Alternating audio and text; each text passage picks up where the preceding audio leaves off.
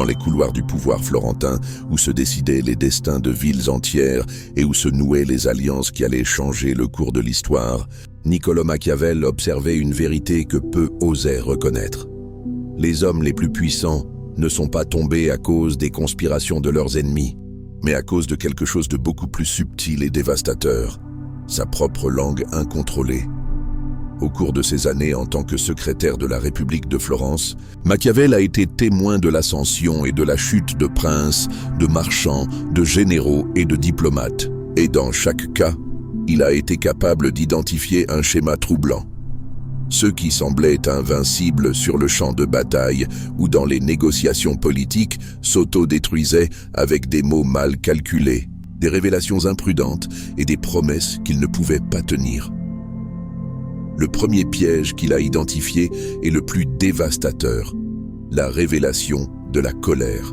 Lorsqu'un homme permet à la colère de prendre le contrôle de sa langue, il ne démontre pas sa puissance. Il confesse ses faiblesses les plus profondes. Machiavel a observé comment les adversaires les plus rusés provoquaient délibérément la colère de leurs adversaires, non pas pour les blesser physiquement, mais pour transformer leur bouche en l'interrogateur le plus efficace qu'ils aient jamais rencontré. Un prince en colère révèle les offenses qu'il n'a jamais surmontées, les blessures qui n'ont jamais guéri, les insécurités qu'il a cachées derrière son masque d'autorité. Leur rage ne détruit pas l'ennemi, elle détruit leur propre réputation et la rend complètement prévisible. L'homme qui parvient à prédire les explosions émotionnelles d'un autre possède déjà les clés de son esprit et peut le manipuler à volonté. Le vrai pouvoir, selon Machiavel, ne crie jamais, murmure. Il ne frappe pas chaud, il planifie en silence. Le vrai stratège traite la colère en privé et ne réagit que lorsque cette réponse sert ses objectifs à long terme. La colère incontrôlée est une reddition, l'abandon de la bouche, de l'esprit et du contrôle stratégique que tout leader doit maintenir. Le deuxième piège est le défilé de la victoire, cette tentation irrésistible d'expliquer comment le succès a été obtenu. Machiavel a été témoin de la façon dont les généraux qui avaient conquis les villes avec ruse se sont auto-détruits lors des célébrations ultérieures. Au fur et à mesure que le vin coulait à flot et que les musiciens jouaient, ils commençaient à révéler chaque détail de leur stratégie, les raccourcis utilisés, les pièges tendus, les erreurs dont profitait l'ennemi. Ils pensaient gagner l'admiration, mais ce qu'ils faisaient, c'était donner des masterclass à ceux qui les remplaceraient demain. Lorsque la guerre suivante est survenue, leurs rivaux les ont vaincus en utilisant exactement les mêmes armes qu'ils leur avaient eux-mêmes appris à fabriquer. La vanité fait du vainqueur le maître de ses propres bourreaux. La soif de reconnaissance est plus destructrice que la faim de pain, parce qu'elle ne tue pas le corps, elle tue le pouvoir. Chaque fois que vous expliquez comment vous avez remporté une victoire, vous dictez un manuel détaillé à ceux qui souhaitent vous voir tomber. Le mystère protège plus que l'explication, et le vrai succès exige le silence. Car ce qui est aujourd'hui une histoire de gloire, demain sera une carte précise de votre défaite.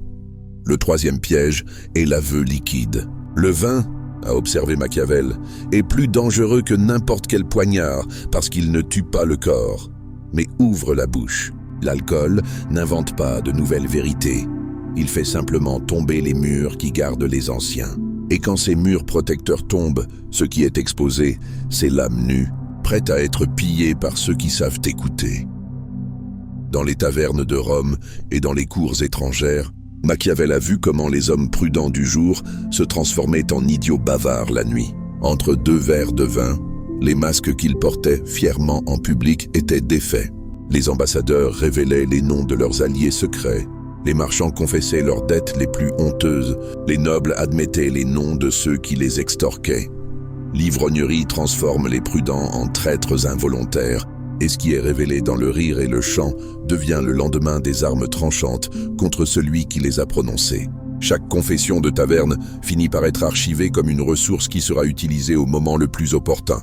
Les puissants restent sobres, même lorsqu'ils font semblant de célébrer, car ils comprennent que la clarté mentale est leur meilleure défense. Le quatrième piège est le point de rupture, ces moments où la pression révèle ce que le calme avait réussi à cacher. Sous la lumière tranquille, tout le monde semble fort et maître de lui-même. Mais quand le temps est compté, Quand les menaces approchent, quand l'air est rempli de rumeurs et de complots, alors l'âme est mise à nu et la langue devient un traître impatient. Machiavel a été témoin de la façon dont les secrétaires, confrontés à des délais impossibles et à des dettes impayables, avouaient avoir falsifié des documents en quête de compassion. Ils n'étaient pas devant des juges déclarés, mais leurs paroles sont devenues la corde qui les a pendus.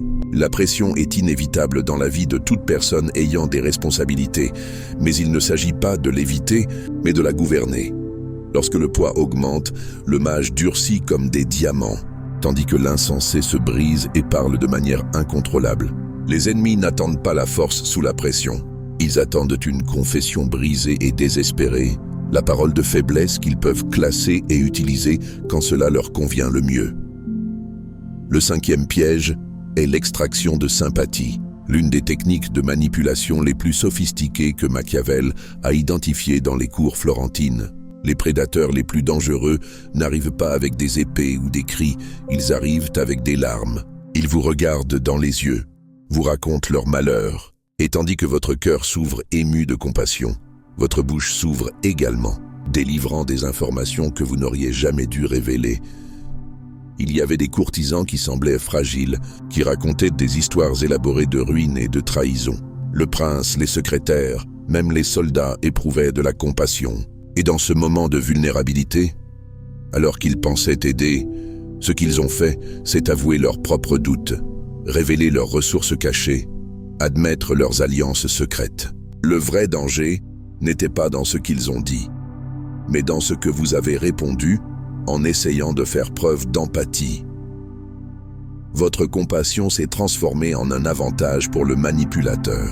Chaque détail partagé pour vous réconforter, chaque secret donné pour montrer votre solidarité est devenu une arme qui sera utilisée contre vous à l'avenir. La vraie force consiste à aider sans s'exposer, à donner sans avouer, à tendre la main sans ouvrir complètement sa poitrine. Le 6e piège est le marché de l'information, car les mots voyagent comme des monnaies dans un système économique invisible. Chaque secret partagé, chaque opinion révélée, chaque rumeur répétée est une transaction où il y a des gagnants et des perdants. Dans les couloirs des palais florentins, il y avait des marchés invisibles où l'on trafiquait des confidences. Machiavel a observé comment de simples serviteurs qui écoutaient plus qu'ils ne parlaient accumulaient tellement de pouvoir. Dans le silence qu'ils pouvaient couler ou élever qui ils voulaient, ils n'ont jamais livré leurs propres lettres, mais ils ont méticuleusement collecté celles de tous les autres. Lorsqu'ils avaient besoin de faveur ou de protection, un soupçon de ce qu'ils savaient était suffisant pour obtenir ce qu'ils voulaient. En revanche, ils voyaient des hommes qui ne pouvaient pas se taire.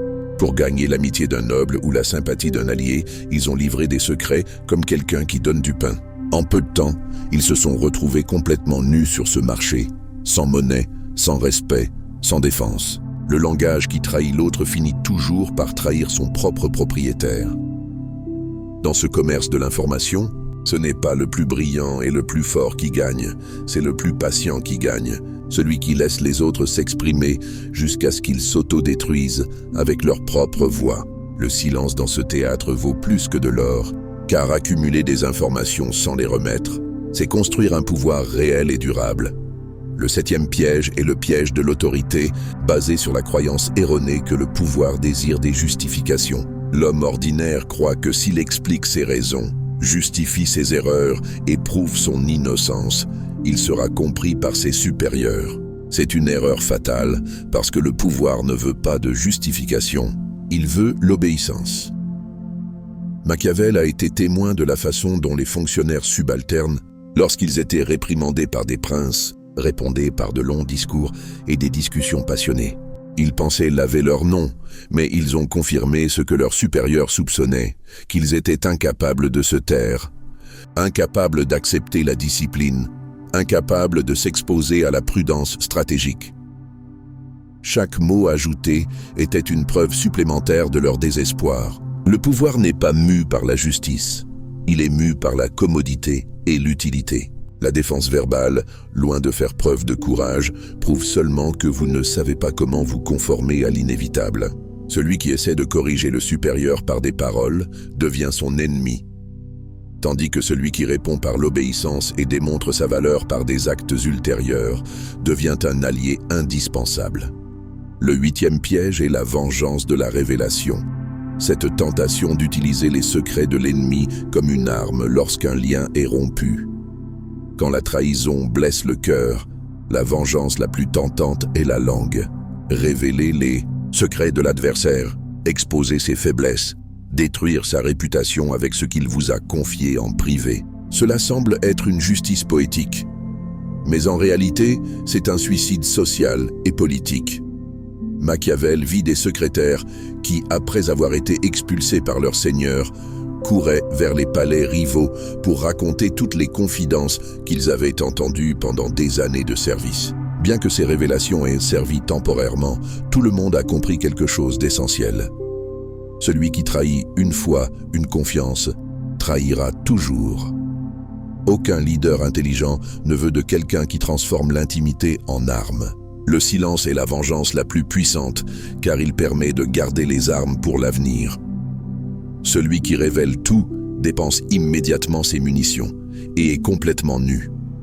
Ceux qui restent silencieux, en revanche, accumulent du pouvoir et peuvent utiliser ces informations non pas pour un soulagement temporaire, mais pour une victoire définitive lorsque les conditions seront plus favorables. Le 9e piège est le théâtre de la compétition, où les inquiets tentent de compenser avec des mots ce qui leur manque en substance réelle. Plus ils essaient de prouver leur valeur avec leur langue, plus leur fragilité intérieure devient évidente. Dans les cours, il y avait ceux qui, de peur de passer inaperçus, remplissaient les salles de discours interminables, nommaient les familles nombreuses comme si elles étaient des amis proches, répétaient des phrases philosophiques sans les comprendre. Ils croyaient imposer le respect, mais ils suscitaient des sourires modérés et un mépris silencieux. Le théâtre de compétition est la pièce la moins chère qui existe. Tout le monde la voit, peu l'applaudissent et personne ne la respecte vraiment. Le vrai pouvoir n'a pas besoin d'être constamment annoncé et celui qui possède la vraie connaissance n'a pas besoin de le démontrer dans chaque phrase prononcée. Le 10e et dernier piège est la prison des promesses. Il n'y a pas de prison plus cruelle que celle que vous avez bâtie par votre propre langue, et les promesses sont les barreaux de cette prison. Sous la pression ou la peur, les hommes prononcent des paroles que leur réalité ne peut tenir. Ils pensent gagner du temps ou rassurer les autres. Mais ce qu'ils font, c'est hypothéquer complètement leur crédibilité future. Machiavel voyait les princes et les marchands promettre des alliances impossibles, des richesses inexistantes, des armées qui n'existaient pas encore. À l'époque, ils semblaient victorieux. Mais le jour de leur anniversaire, le mensonge a été révélé et le prestige s'est effondré pour toujours. Les promesses vides sont comme des fondations de boue qui s'enfoncent au premier poids réel. Le vrai stratège promet peu et livre beaucoup. Il parle moins de ce qu'il va faire et surprend en dépassant les attentes. Ainsi, son nom est revêtu d'une fiabilité absolue et chaque mot qu'il prononce devient un fer solide. La crédibilité, une fois perdue par des promesses non tenues, est pratiquement impossible à récupérer. Le schéma psychologique derrière ces pièges révèle quelque chose de fondamental sur la nature humaine. La plupart des gens utilisent les mots non pas comme des outils stratégiques, mais comme des soupapes de sécurité émotionnelle. Ils parlent pour soulager l'anxiété, pour chercher une validation, pour traiter leurs émotions en temps réel, sans tenir compte des conséquences à long terme de chaque révélation. Cette tendance s'intensifie à l'ère numérique, où les médias sociaux ont transformé chaque pensée en contenu potentiellement public. La tentation de partager chaque réalisation, chaque frustration, chaque détail de sa vie personnelle a multiplié de façon exponentielle les occasions de tomber dans ces pièges machiavéliques. La différence entre ceux qui construisent un pouvoir durable et ceux qui le perdent constamment réside dans leur rapport au silence. Le silence n'est pas l'absence de communication, c'est la communication stratégique. C'est la capacité de traiter en interne avant de s'exprimer en externe. C'est la discipline qui consiste à ne parler que lorsque cela ajoute une réelle valeur à vos objectifs. Dans le monde professionnel moderne, ces pièges se manifestent de manière particulièrement subtile. La tentation de trop partager en réunion pour démontrer des connaissances, le besoin compulsif de se justifier face à la critique, l'urgence de célébrer publiquement les réussites avant de les consolider, la tendance à promouvoir des capacités qui ne sont pas encore possédées. Chacun de ces comportements apparemment mineurs contribue à la construction d'une réputation d'insouciance qui peut saboter les opportunités futures. Les leaders les plus efficaces sont ceux qui ont développé la capacité de garder les cartes cachées, de gérer les émotions en privé, de construire avant qu'elles n'annoncent. La véritable concurrence ne se produit pas dans le théâtre public des déclarations et des promesses, mais dans le travail silencieux de construction de capacités réelles. Alors que d'autres parlent de ce qu'ils vont faire, les vrais puissants le font sans l'annoncer. Alors que d'autres justifient leurs erreurs, ils les corrigent sans drame. Alors que d'autres promettent des transformations, ils les mettent en œuvre progressivement. Cette approche nécessite une force psychologique considérable, car elle va à l'encontre des instincts sociaux de base. Les humains sont des créatures sociales qui recherchent naturellement l'approbation, la validation et la connexion par la communication. Résister à ces tendances à maintenir des avantages stratégiques nécessite un niveau de maîtrise de soi que peu de gens sont prêts à développer. Cependant, ceux qui parviennent à développer cette discipline acquièrent un pouvoir extraordinaire. La capacité d'influencer sans révéler d'intention, de négocier sans montrer les cartes, de construire sans générer de résistance prématurée, de diriger sans se créer d'ennemis inutiles. L'application pratique de ces principes nécessite de comprendre que le contrôle de la langue ne signifie pas devenir une personne froide ou antisociale. Il s'agit de développer l'intelligence conversationnelle, savoir quand la vulnérabilité est appropriée et quand elle est dangereuse, quand la transparence renforce les relations et quand elle les affaiblit, quand le silence communique plus que 1000 mots. Dans le domaine des relations personnelles, ces principes prennent une dimension particulière. Une véritable intimité nécessite une divulgation progressive et réciproque, mais même dans les relations les plus proches, le maintien de certains aspects de votre vie privée peut être sain et stratégique, non pas parce que vous vous méfiez de votre partenaire ou de vos amis, mais parce que le mystère et l'autonomie individuelle renforcent les liens à long terme. La tendance moderne à documenter tous les aspects de la vie sur les médias sociaux a créé une génération qui a perdu la valeur du mystère personnel. Lorsque tout est exposé, lorsque chaque pensée devient un post, lorsque chaque expérience est transformée en contenu, la capacité de surprendre, d'évoluer sans le regard du public, d'expérimenter sans avoir à justifier chaque décision est perdue. Machiavel a compris que le vrai pouvoir réside dans la capacité de se réinventer sans que les autres puissent prédire ou saboter cette transformation. Cela passe par des espaces de développement personnel qui restent privés, des projets qui se construisent à l'improviste, des capacités qui se développent tranquillement jusqu'à maturité. La discipline du silence stratégique implique également de développer la capacité d'écouter de manière plus sophistiquée. Lorsque vous parlez moins, non seulement vous protégez vos informations, mais vous devenez également un réceptacle plus efficace pour les informations des autres. Les gens ont tendance à combler les silences, et ceux qui savent comment créer des espaces de conversation adéquats peuvent extraire des informations précieuses sans paraître invasifs. Cette capacité d'écoute stratégique devient un avantage concurrentiel considérable dans tout domaine professionnel. Alors que d'autres se disputent le temps de parole, vous pouvez cartographier de véritables motivations, identifier des préoccupations non exprimées, repérer des opportunités qui découlent de ce qui n'est pas dit autant que de ce qui est dit. L'art du timing conversationnel devient crucial.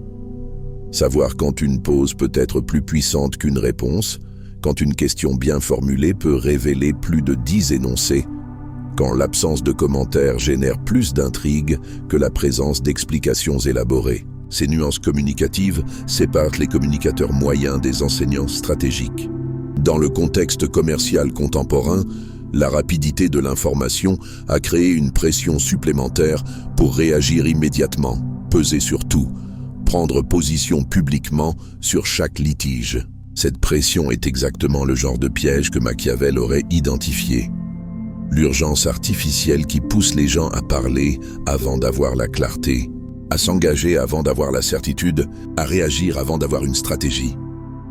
Les leaders les plus efficaces ont appris à résister à cette pression temporaire.